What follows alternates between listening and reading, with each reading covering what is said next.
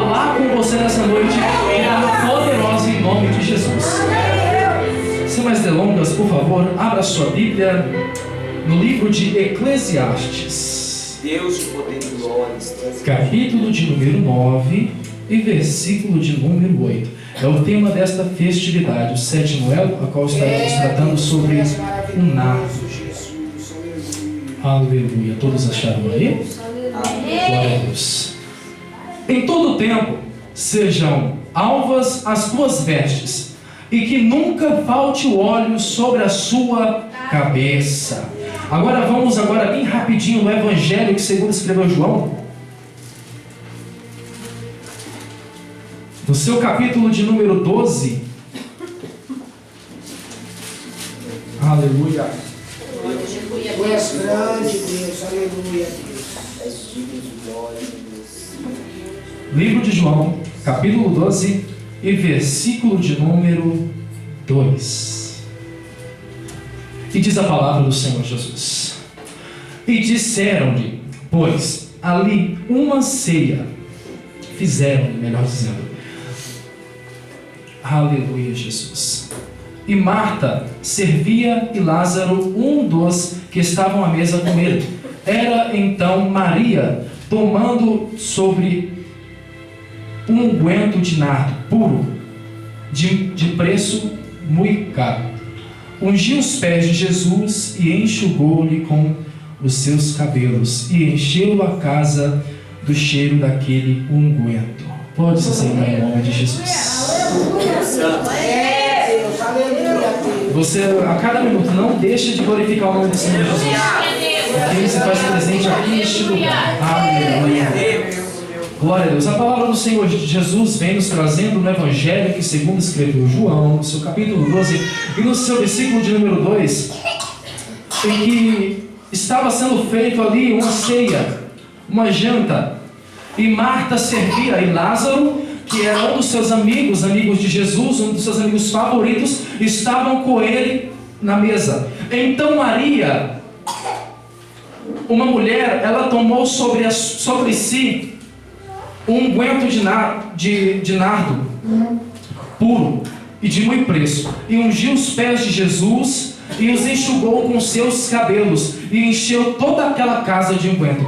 Além desta pequena palavra, eu posso imaginar a cena de Jesus em uma casa humilde, talvez uma casa conhecida para você entender a mensagem, uma casinha de barro, uma casinha bem humilde, situada na cidade de Betânia, que fica a 2 quilômetros de Jerusalém. A palavra do Senhor Jesus diz que Betânia era uma cidadezinha onde ela não tinha muito brilho como Jerusalém. Jerusalém era uma cidade formosa, uma cidade bela, uma cidade abençoada pelo Senhor Deus, a qual havia 50.000 habitantes em Jerusalém. Só que na época de Páscoa, que é a época a qual o texto vem se referindo aqui, a palavra do Senhor Jesus diz que todos os judeus eles retornam à sua terra a fim de fazer parte da festa dos pães asmos. O primeiro dia é a Páscoa. E lendo a palavra do Senhor Deus, eu pude entender que estudando também um pouquinho acerca da Páscoa com mais veemência para compreender e explicar aos amados irmãos, eu pude entender que a Páscoa ela é realizada entre todos os judeus. E quando está em época de Páscoa, a palavra do Senhor diz que Jerusalém ela passa de 50.000 para 200.000 habitantes. 200.000 pessoas passam a estar em Jerusalém. E o que eu aprendo com isso é que quando aquele povo se reunia para estar junto em comunhão, em fazer parte da festa dos pães asmos, era uma festa as qual eles lembraram do seu cativeiro, lembraram de onde saíram. E a palavra do Senhor Jesus, ela vem me dizendo nesta noite que o Senhor Jesus, ele não gostava de estar em certos lugares onde havia muitas pessoas. Jesus, nesta noite de Páscoa, decidiu se afastar, ir para a cidade de Betânia. A palavra do Senhor Jesus diz, por meio do mapa da palavra do Senhor Jesus, eu pude entender que Betânia e Jerusalém, entre as duas cidades, localizava-se o Monte das Oliveiras. E lendo a palavra do Senhor Deus, eu pude entender por que Jesus decidiu se separar. A palavra do Senhor Jesus diz que Betânia era uma cidade muito afastada, uma cidade onde viviam os leprosos, viviam os coxos, e assim eram pessoas as quais estavam muitas vezes passando por privações, pessoas excluídas da sociedade. Para você compreender o que é a palavra Betânia, ela significa casa de aflição. Quem morava em Betânia não eram os ricos, não eram os famosos da época, não eram os maiorais, não eram as pessoas de grande fama, não, eram as pessoas mais humildes, pessoas que um dia tiveram suas vidas interrompidas por alguma aflição, e lendo a palavra do Senhor Deus, eu pude compreender que Jesus, ele sempre preferiu estar com pecadores. O que eu aprendo com isso é que muitas das vezes, nós às vezes pensamos e queremos estar com pessoas de nome, mas Jesus, ele vem nos mostrando uma lição de humildade por meio da palavra do Senhor Jesus, e ele vem nos mostrando que Jesus, ele estava inclinado sobre uma mesa baixa. Por que de uma mesa baixa? A palavra do Senhor Deus, por meio de alguns estudos a mais profundo, eu pude entender que em época de Páscoa, os judeus, eles tinham uma mesa um pouquinho mais baixa. Por que essa mesa baixa? Essa mesa, esta mesa, ela era um pouco mais baixa para representar aos judeus que, quando eles estavam no seu cativeiro, eles eram escravos. E o que eu aprendo com isso é que a palavra do Senhor Jesus, ela vem nos mostrando que quando esta festa era realizada, os judeus, eles se assentavam, mas eles se assentavam numa mesa dessa a qual eu e você está acostumado. Eles se assentavam numa mesa bem baixinha. Para quê? Como um sinal de inclinação, como um sinal de se prostrar diante de uma mesa, para você se alegrar, porque quando você se reúne, quando você se reúne em volta de uma mesa, você está fazendo uma espécie de aliança. E o que eu aprendo com essa aliança? Você senta-se ao redor de uma mesa com seus amigos para comer, para confraternizar-se. E o que eu pude entender por meio da palavra do Senhor Deus, e lendo alguns versículos e estudando um pouco sobre a história desta festividade, é que Jesus poderia estar muito bem com os maiorais lá em Jerusalém. Jesus poderia estar muito bem com os grandes que estavam talvez festejando com as suas famílias em Jerusalém, mas não, a palavra do Senhor Jesus diz que ele se afastou dos grandes, ficando assim separado na cidade de Betânia. E vendo tal atitude, me chamou a atenção, porque para você ser próspero, você precisa ser humilde. Jesus, ele, em todo o canto que ele passava, se via-se as suas grandezas, se viam as suas grandes proezas realizadas pelo Senhor Jesus. E observando a palavra do Senhor Deus, eu pude entender também que não estavam, por mais que estavam em Betânia, não estavam pessoas sãs. Estavam pecadores, estava Simão, o leproso. Mas por que Simão leproso? Ele estava com lepra? Não. A palavra do Senhor Jesus vem me trazendo por meio de alguns outros versículos que Simão, o leproso, ficou conhecido com esse nome porque antes ele era leproso. Deixou de ser leproso porque Jesus veio sobre ele e efetuou um milagre. Mas o que eu aprendo com a vida de Simão, o leproso, é que por mais que Jesus faça na sua vida, sempre vai ficar as marcas. Sempre vai ficar as marcas. Talvez você era um ex-dependente químico, talvez você era um ex-prostituto, talvez você era um ex-contrabandista, mas a palavra do Senhor Jesus vem dizendo que Jesus mudou o quadro, Jesus mudou a história da vida daquele homem, e por meio da palavra do Senhor Jesus, por meio das maravilhas e milagres, aquele homem era muito grato ao Senhor Jesus. Deus, aleluia. Glória a Deus, aleluia, Deus. A palavra do Senhor vem me dizendo que um dos lugares mais favoritos de Jesus era Betânia, na casa de Lázaro, de Marta, e também na casa de Simão, o leproso. Porque Jesus, ele gostava de estar entre aquelas pessoas, porque ele via graça, ele via simplicidade, ele via a presença do Senhor Jesus. Por mais que eles não tinham um banquete na mesa, por mais que eles não tinham um carro bonito, por mais que eles não tinham uma casa da época, mas a palavra do Senhor Jesus vem dizendo que Jesus, ele tinha alegria em estar na casa de Marta, estar na casa de Lázaro e estar na casa de Simão, o leproso. E vendo a palavra do Senhor Deus, o versículo de número 3 me chama a atenção, dizendo: então Maria, tomando uma libra de unguento de nardo puro, de muito preço, ungiu os pés de Jesus, e enxugou-lhe os seus pés com os seus cabelos, e encheu a sua casa com aquele cheiro daquele unguento. Aleluia. Deus, glória. Para você entender um pouquinho do nardo, o nardo, ele é originário do Nepal, esses lugares mais remotos. E o nardo, ele é muito precioso por causa da sua essência. Por meio do nardo você pode fazer perfumes, você pode fazer bálsamos, você pode usar para fins medicinais. Mas a palavra do Senhor Jesus, ela vem me trazendo que aquela mulher tinha um nardo puro, um nardo que não foi definido ainda a sua característica para ser trabalhado em tal função. Talvez o nardo que ela tinha, ela poderia ter vendido para se transformar num perfume. Talvez ela poderia ter refinado aquele nardo para fazer um bálsamo do nardo, para ser usado a fins de cura, a fins de auxílio para os enfermos. Mas não, ela pegou tudo aquilo que ela tinha e usou para ungir ao Senhor Jesus. A palavra do Senhor Jesus vem dizendo por meio do Evangelho de Marcos, no seu capítulo de número 14, no seu versículo de número 7, que em outras formas aqui, que os discípulos descreveram tal cena, é que ela pegou e ungiu ao Senhor Jesus dos pés à cabeça. O que eu aprendo com isso? Ela tinha uma quantidade até boa de nardo, mas só que, ao invés dela ter vendido, para você ter ideia, o nardo, ele era muito caro. Ele valia 300 denários. Para você ter uma noção de quanto que valia o nardo, na verdade, quanto que valia o denário, ele valia 300 denários, uma libra. E para você compreender o valor desse nardo, o dia de um trabalhador é 1 denário.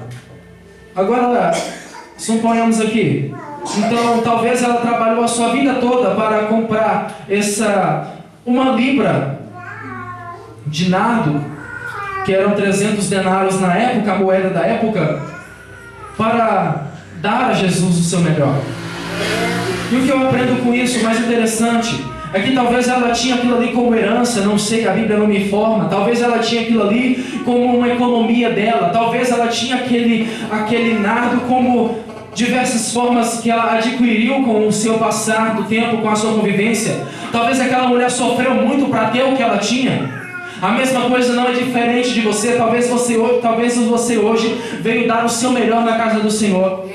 E quando você chega e você fala, hoje eu vou adorar, talvez quem está do seu lado diz, mas você não tem uma voz boa. Mas Jesus vem por meio dessa palavra dizer para você, é o seu melhor, então ofereça. É o seu melhor, então dê. É o seu melhor, então entregue no altar.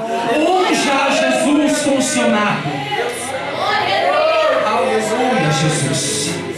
E lendo a palavra do Senhor Deus, eu pude compreender entre os evangelhos de Marcos, de João e de Mateus que todos os 3 apóstolos descreveram tal cena, cada um observou uma característica e assim a referiu no seu evangelho escrito por ele mesmo, que aquele nardo foi dos pés da cabeça à planta dos pés de Jesus.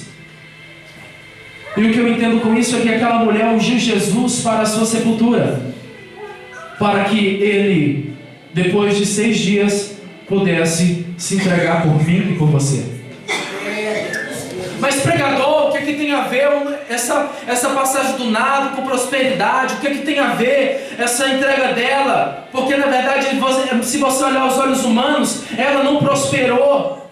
Mas a palavra do Senhor Jesus, ela vem vem dizendo que Jesus disse: deixai-a, porque esse fato que aconteceu, que ela fez com Jesus, que ela ungiu os pés do Senhor, que ela ungiu a Jesus por inteiro, a palavra do Senhor Jesus diz que o próprio disse que aquilo seria lembrado toda vez que a palavra do Senhor ia ser pregada. Agora eu te pergunto, mas por que ela ia ser lembrada? Por que esse fato, por que essa atitude desta pobre mulher ia ser lembrada? Eu venho te falar nesta noite como voz profética, como voz de João Batista, uma voz que não traz estrelas, uma voz que não traz glória, mas sim uma voz que traz a glória de Deus para casa nesta noite. Eu venho a te dizer que quando você entrega nas mãos do Senhor, quando você se oferece no altar do Senhor, é lembrado ao memorial diante de Deus, em tudo aquilo que você se entrega.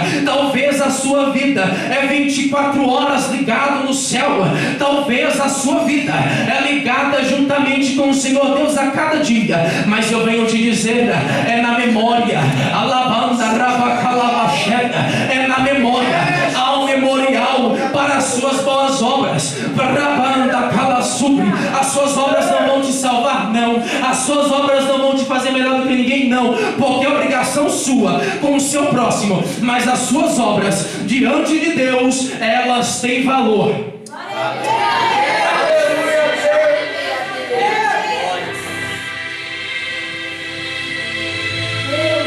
Mas só que naquele tempo a Páscoa, ela era lembrada como uma libertação do povo de Deus, o povo judeu do Egito.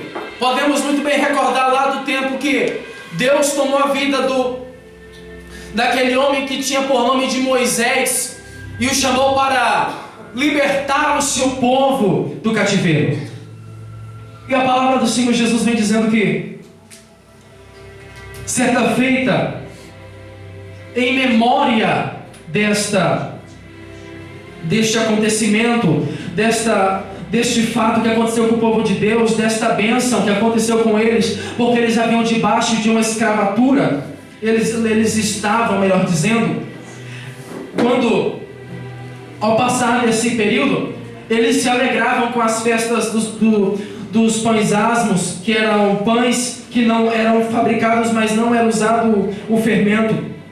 Não quero me ater muito a essa parte, mas eu quero dizer a você que o povo judeu se lembrava de onde eles saíram. Eles se lembravam de onde que eles estavam. Deus, aleluia. Ah, se não fosse o Senhor com aquele povo, talvez aquele povo ainda ia continuar a perecer no Egito, e talvez todo o cronograma global teria sido alterado até os dias atuais, mas Deus agiu como um forte e poderosa em favor do seu povo,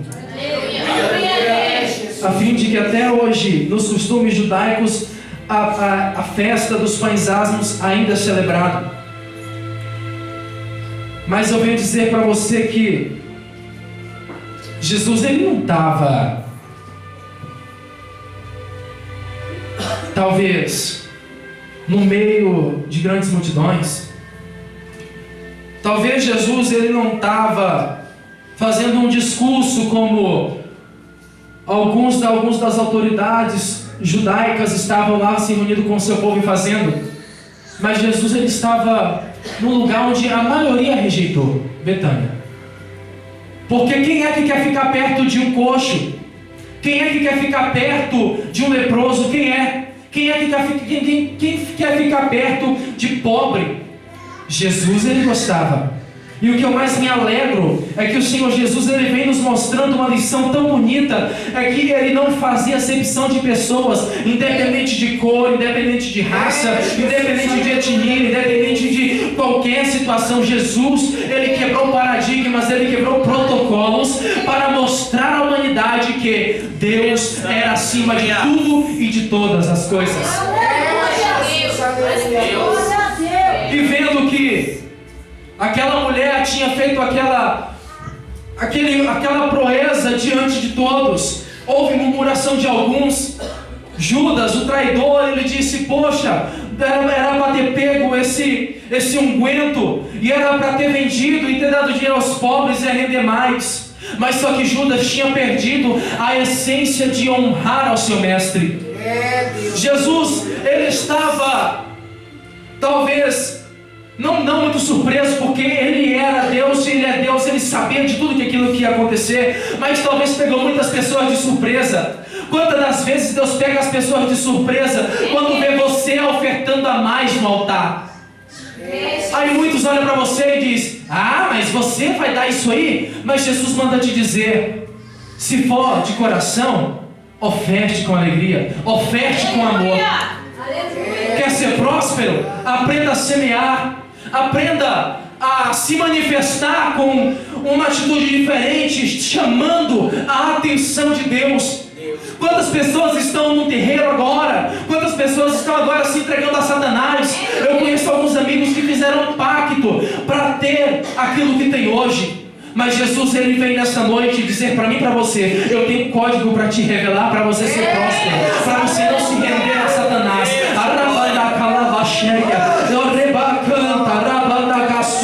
Semeia no meu altar, mulher. Ofereça o teu unguento sobre a minha presença, homem. Ofereça os teus sacrifícios de louvor à minha bela. Quando você adora, você não mostra para o homem que você tem voz. Você não mostra para o homem que você tem uma voz diferente, mas você mostra para Jesus que você tem unguento. Quem tem unguento nesta noite? Quem tem nada nesta noite? Alabanda, calada, açúcar.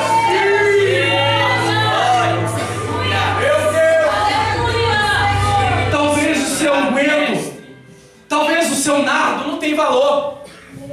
Talvez tudo que você faz, os outros põem defeito. Talvez você fala: Deus, eu estou entrando no propósito. Aí vem um filho de um abençoado que vem dizendo para você: ah, é coisa de gente doida, isso é coisa de menino.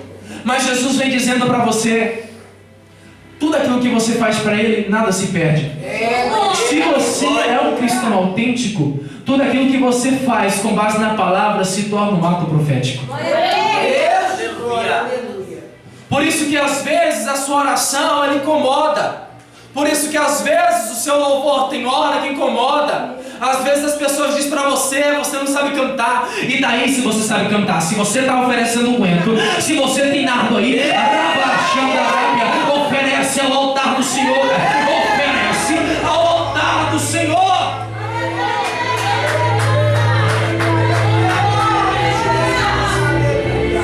Mas vamos para o texto. E Jesus, após ele observar o tamanho da fé daquela mulher, porque para você sacrificar é necessário fé, para você oferecer para Jesus alguma coisa é necessário fé, porque nada nessa vida vem de graça. Jesus, ao contemplar aquela atitude daquela pobre mulher, e eu vou abrir um parênteses na mensagem para você entender que aquela mulher nem convidada foi para aquele jantar.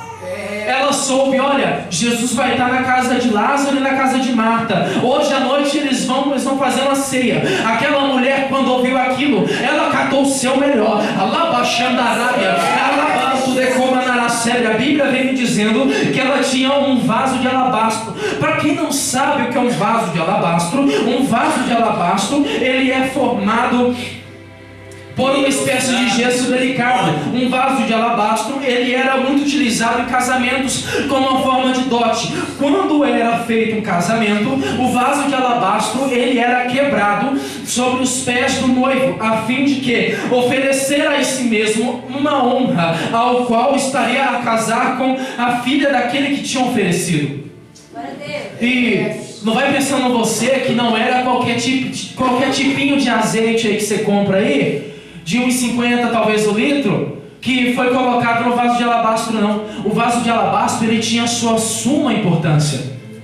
Só era em ocasiões muito especiais que o vaso de alabastro era usado. Não era um vaso de barro, como nós somos referidos, como vasos de barro na mão do Senhor. Porque o vaso de barro, diferenciando do vaso de alabastro, o vaso de barro, ele é sensível à mão do oleiro. Já o vaso de alabastro ele é um vaso sensível a qualquer mão. Se você pegar de mau jeito um vaso de alabastro, ele pode quebrar na sua mão. E vendo que, posso conjecturar aqui que aquela mulher representava a noiva. Por que representava a noiva? Conjectura minha, eu quero aplicar isso ao seu coração, por favor, me entenda. Aquela mulher, ela reconheceu que era pecadora. Assim é a noiva de Cristo. Tem que reconhecer que é pecadora. Tem que se prostrar aos pés, assim como aquela mulher fez. E aquela mulher, ela demonstrou honra a Jesus. Assim também tem que ser com a noiva de Cristo. A noiva de Cristo tem que derramar sobre os pés do noivo um azeite, algo diferente, algo especial, a qual muito é caro. Porque dar qualquer coisa, qualquer um pode dar. Pegar uma roupa velha e dar para uma pessoa que não tem, qualquer um pode fazer. Agora você ir numa loja de marca, suponhamos aqui, você comprar aquela melhor roupa bonita e falar, toma aqui, é outra coisa. Isso é sinal de quê? Sacrifício, preço diante de Deus. Uma simples simbologia para você entender esta humilde palavra.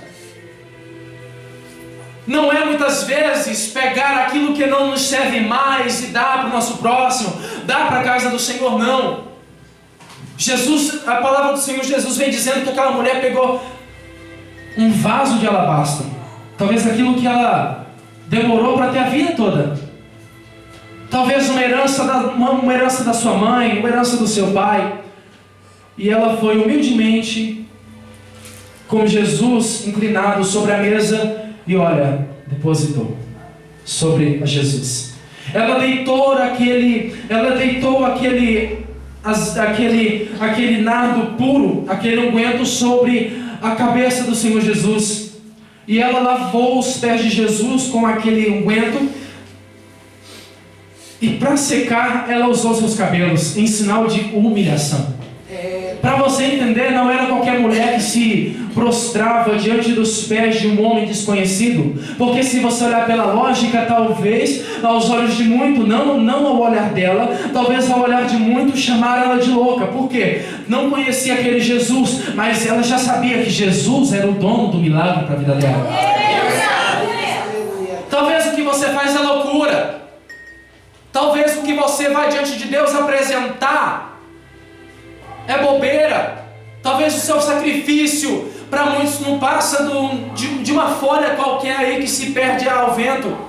Mas o mais interessante que eu posso observar é que aquela mulher talvez poderia até mesmo ser uma mendiga. Talvez aquela mulher poderia até mesmo ser uma leprosa. A Bíblia não me fala isso, mas eu pude entender que tudo aquilo que ela tinha, ela deu para Jesus. Talvez aquilo que você tem, quando você fala, Deus, eu estou te dando, recebe isso aqui. Talvez você pense, é pouquinho, mas Jesus está vendo, é o seu melhor. Jesus está contemplando. Talvez você está vendo, poxa, olha só, é um pouquinho, mas eu vou dar. Mas Jesus, ele está dizendo, bem-aventurado é você, bem-aventurado é você, porque tudo e o melhor depositastes no meu altar. E para começar a concluir esta pequena mensagem, eu quero dizer para você que, em poucas palavras, que uma das razões que ela fez tal atitude é que ela estava implorando por misericórdia dos seus pecados. Betel era conhecida como uma casa de aflição. Talvez aquela mulher estava aflita, como a mulher do fluxo de sangue.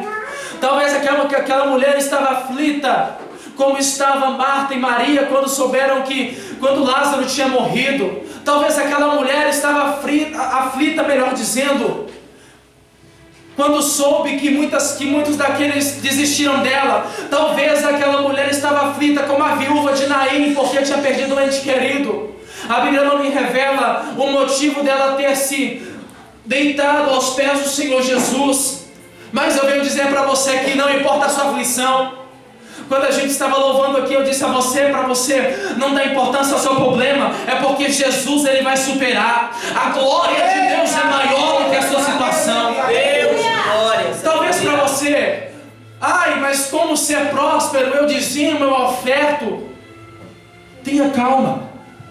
Às vezes o deserto nos mostra que não é o automático como o homem pensa que é lá fora. Que eu vou dizimar e a empresa está aberta, eu vou dizimar e o celeiro está cheio. Não. Às vezes Jesus nos coloca no deserto, sabe para quê? Para valorizar aquilo que a gente tem.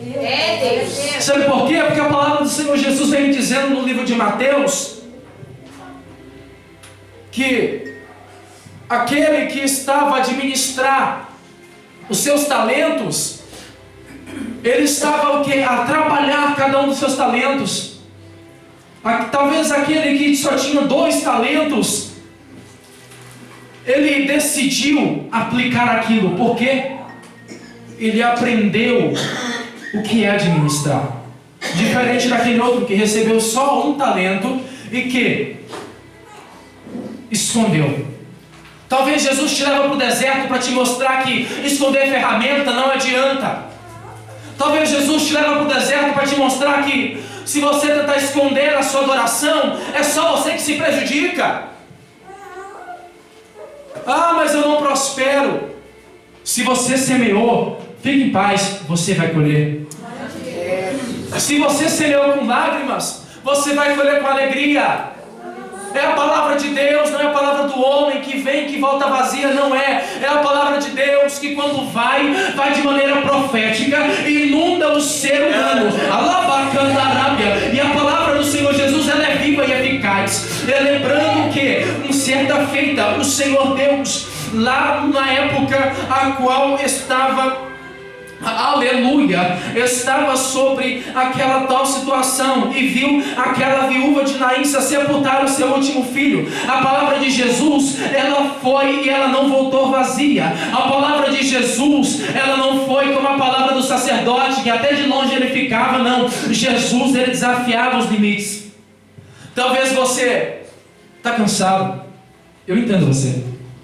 Talvez você está exausto porque você se sente nada.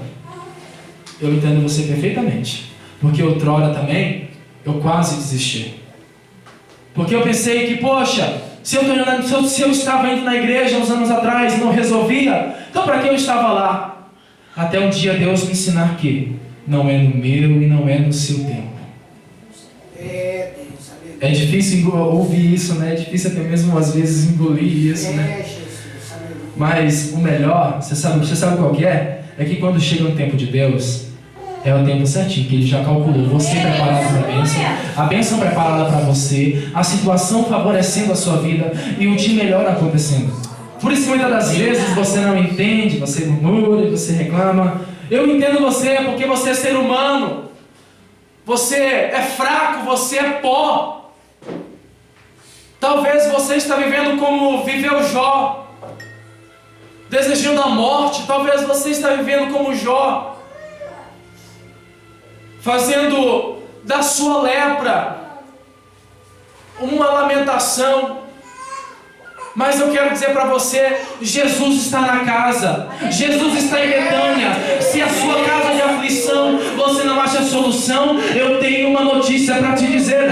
Jesus está entrando em Betânia nesta noite. Jesus está entrando em Betânia.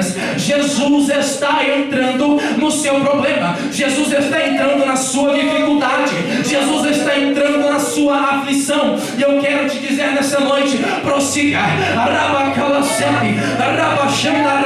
Por mais pregador,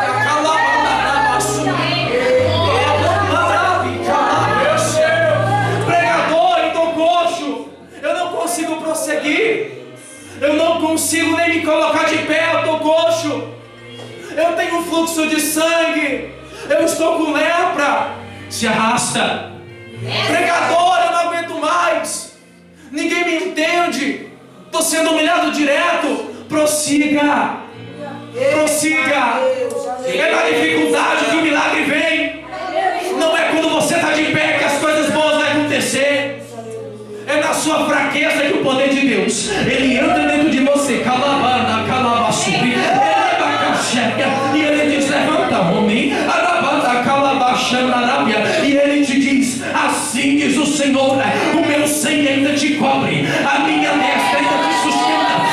minha misericórdia ainda te alcança.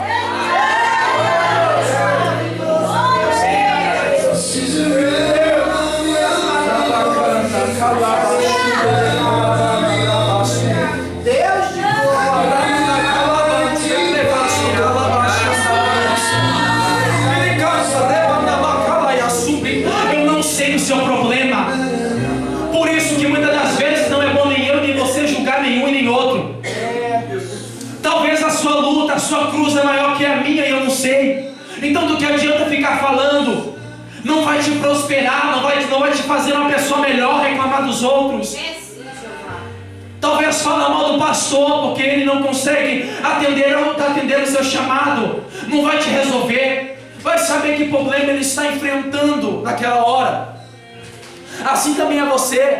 Talvez as pessoas falam mal de você e você às vezes nem entende o porquê que você é tão caluniado. Mas eu tenho uma coisa para dizer. Se ainda tem cruz, se ainda tem unguento e se ainda tem sacrifício, pode ter certeza, o milagre vai vir. Não é o homem que te entende, não é as pessoas de altos níveis que vão te compreender na hora da sua aflição, não. Aquela mulher estava em aflição. Ela já morava em Betel, que era uma casa de aflição. E para você ter ideia, não era qualquer um também que morava em Jerusalém. Por isso que só a 3 quilômetros só, Jerusalém, Monte das Oliveiras, e a 3 quilômetros entre a cidade e outra tinha Betel. Para você entender, Jerusalém, o povo de Israel, já não tinha mais o primeiro amor, por isso que Jesus veio. E essa é uma das lições que Jesus vem nos mostrando, por meio de estar na noite de ceia da Páscoa, está na casa de um ex-morto, que Lázaro, ele morreu e foi ressuscitado depois de 4 dias, na casa de talvez pessoas que estavam passando por dificuldades, porque Jesus, ele sempre mostrou o quê? Não é as grandes coisas que vai te fazer grande. Talvez você que tem sonhos de ser um empresário, você olha, eu quero ser como aquele cara que tem uma multinacional, mas Jesus vem dizendo para você, não olhe os grandes, olha a minha presença, porque eu sou maior do que eles. Talvez o sonho do seu coração, ele é bem maior do que aquilo que o homem um dia conseguiu construir com a sua força. Porque a palavra do Senhor Jesus vem dizendo que maldito é o homem que confia no braço de carne.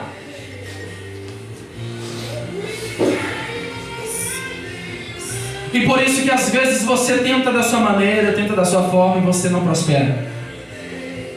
Talvez você corre aqui, você corre lá, você dá um jeito, você até dribla a mão de Deus e você não prospera. Sabe por quê? Porque é no tempo de Deus que Deus vai prevalecer sobre as suas lutas. Jesus nessa noite está entrando em Betel aqui, Calabaxandarábia. Melhor dizendo, em Betânia, Jesus está entrando adentro de problemas nesta noite. Então eu quero dizer para você, não cesse de adorar o Senhor Jesus, não cesse de glorificar. Talvez hoje nesse culto você não receba a bênção, mas talvez domingo Jesus te pega de surpresa. Então eu quero te dizer nesta noite, não perca o foco, se arrasteje, olha, procure, peça ajuda, nem que você desça pelo telhado, mas o seu milagre você vai alcançar. Vamos concluir aqui que para você prosperar, 5 fatores. Primeiro, você tem que ter uma visão para você prosperar. Ninguém prospera com uma visão de galinha. Se você não tiver uma visão, você não prospera. Você precisa ter um foco, você precisa ter um alvo para você conquistar, para que você venha prosperar naquilo que você almeja. Por mais que prosperar venha a ser ausência de necessidades, mas você precisa ter um alvo para aquilo que Deus venha te fazer prosperar. O segundo, você tem que estar determinado a viver a mudança do seu cativeiro. Terceiro, você não pode dar legalidades para o diabo trabalhar contra você. Como? Eu não sou o pastor desta casa, mas eu vou te dizer de forma bem simples, porque eu também faço parte. Seja um dizimista. Eu me recordo que muito bem, quando eu precisava de algumas coisas, eu dizimava o meu pouquinho quando eu comecei, mas eu colocava meu joelho no chão e falava: Jesus, eu preciso de tal coisa. Não dava uma semana. Sabe por quê? Porque primeiro, eu tinha um alvo. Segundo, eu estava determinado para mim ter aquilo. Terceiro, eu repreendi 4 demônios que poderiam trabalhar contra aquilo que eu estava planejando, contra aquilo que eu queria ser próspero. Mas vamos lá. Seja um ofertante. Oferte a sua vida no altar. Oferte os seus louvores. Oferta a sua semente diante do gasofilácio. Oferta a sua vida. Quer viver a mudança de Deus dentro da sua Betânia? Quer ver Jesus adentrar dentro da sua Betânia? Tenha iniciativa. Diga: Satanás, já deu você trabalhar aqui. Jesus vai entrar na minha Betânia nesta noite.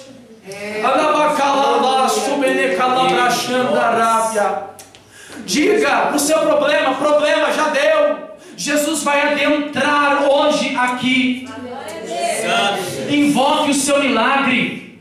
Deus, Ele não toma certas atitudes enquanto você não agir, melhor dizendo. Quando você age, Deus, Ele vem e reage com a resposta. Quando você procura, Jesus, Ele abre a porta. Quando você bate, aquilo que você tanto queria é almejado. Deus, tu és grande, Deus. E para terminar, não perca o foco da visão. Talvez os seus projetos é de comprar a sua casa. Talvez os seus projetos é de ser alguém diante de Deus, ser um homem de Deus, um pregador, alguém usado. Aí vem um filho de Belial dizer para você que você não é nada. Tampe os seus ouvidos. Abra os seus ouvidos para aquilo que o Espírito do Senhor quiser tratar com você. Estamos vivendo nas últimas voltas do ponteiro. Então Jesus, Ele vai falar com a sua igreja. Não se sinta enganado, você é alguém. Lixo é Satanás, porque Satanás ele pecou no corpo de glória. Satanás ele não tem mais uma certa esperança. Satanás ele conheceu tudo e o melhor, e ele decidiu o quê? Se rebeliar. Já você não. É nesse corpo de carne, é sentindo as dores, é um dia bem, outro dia mal, um dia quase despencando tudo, outro dia procurando viver melhor, mas você não pode sair do foco. Você precisa manter-se firme.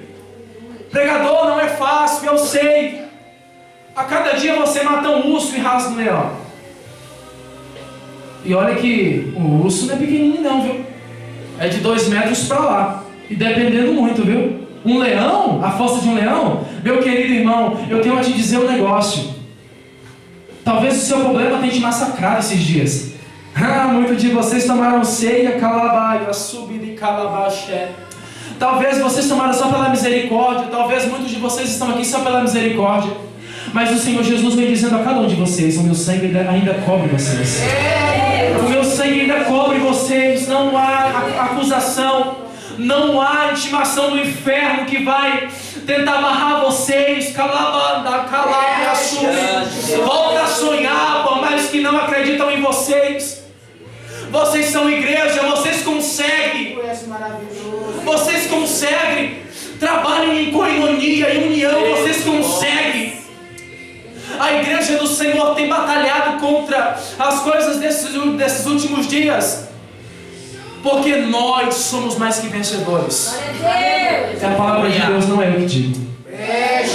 Se fosse da minha boca para fora é uma coisa, mas como é da boca de Deus, quando é da boca